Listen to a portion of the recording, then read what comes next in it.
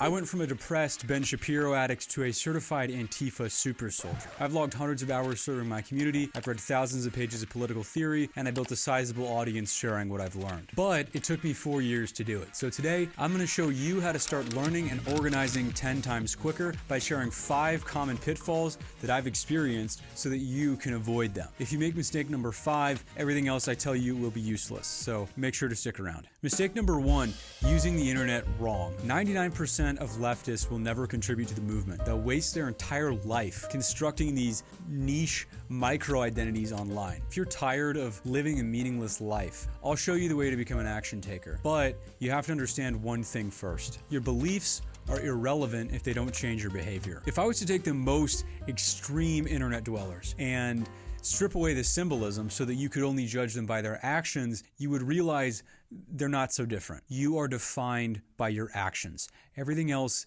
is just a costume. So how do we take action? I think the problem that most beginners face is that the internet is such a good, cheap substitute for politics. So if you want to do something real, you have to cut out the substitute. I don't have any social media on my phone.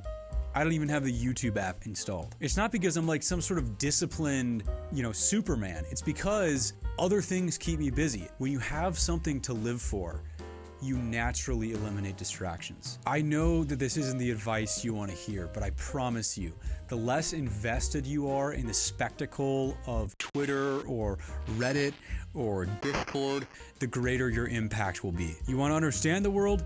Get a book. You want to change the world? Get involved.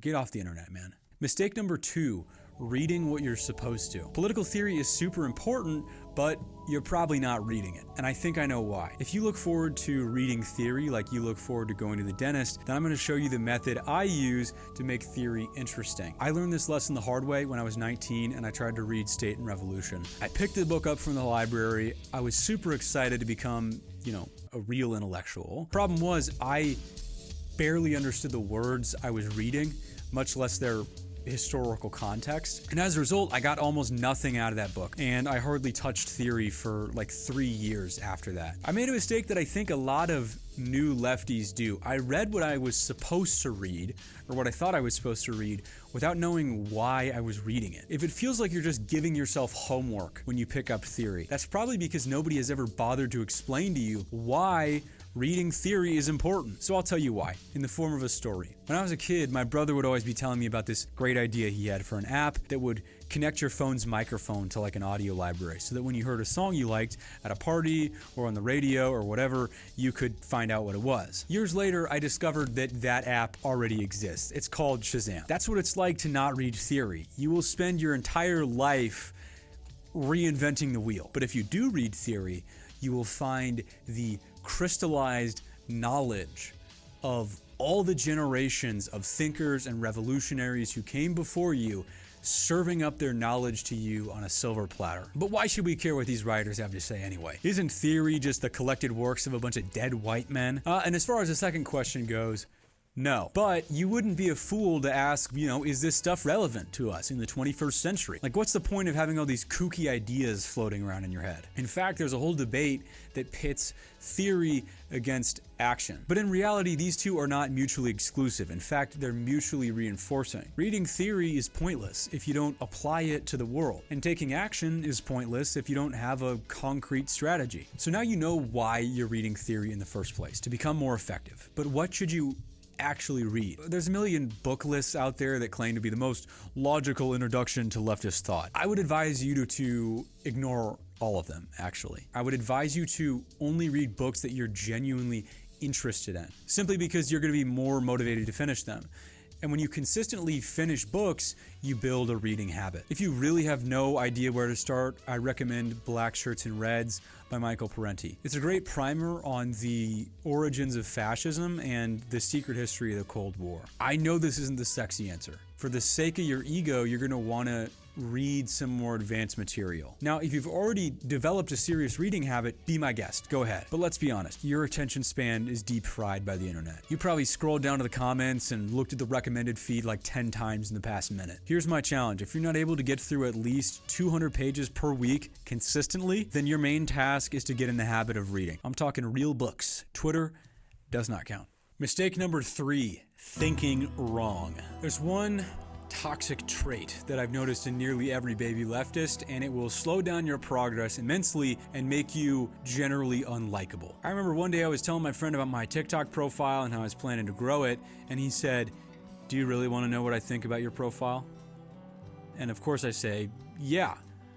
And he said, "I think you come off as an arrogant prick." That hurt me, because deep down I knew he was right. When you first learn what capitalism is and you start to recognize the invisible hand of the market absolutely pummeling everyone around you, you can become self-righteous. You can start to judge people for not seeing what you see, for not acknowledging the cruelty and injustice that our system is built on. Cultivating humility is not just a moral imperative, it's also a strategic necessity. Pride will paralyze you. It will convince you that you have nothing left to learn and therefore stunt your growth. So how do you maintain your conviction without being arrogant? The first step is to accept reality. Recognize that everything conservatives think about you is probably true. So yeah, congrats, you're awake. You know the truth. Now, the real game begins.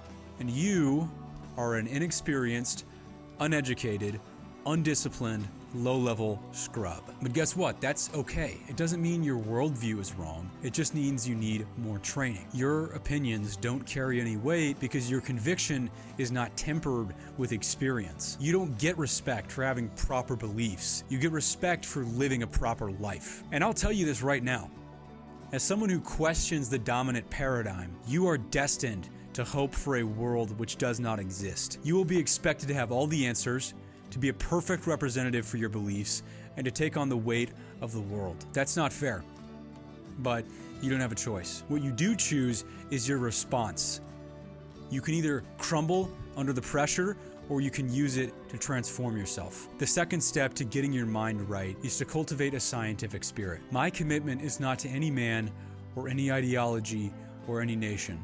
My commitment is to truth, and my mission is the liberation of humanity. Being scientifically minded means avoiding idolizing any leader or country, and it means being skeptical of anyone who does. On the other hand, it also means not throwing away the lessons of history in favor of some perfectly constructed fantasy world that only exists in your own head. There is no perfect formula. There are only successes and failures and lessons. Mistake number 4, neglecting physicality. Let me take a wild guess. Some days you feel great. You're loving the process. And some days, all your goals seem pointless. I know I've been there. The question is, why? If you're a recovering nerd like me, you're not going to want to hear this. But the truth is, your mind and your body are inseparable. That sense of doom you feel isn't the objective truth of the universe.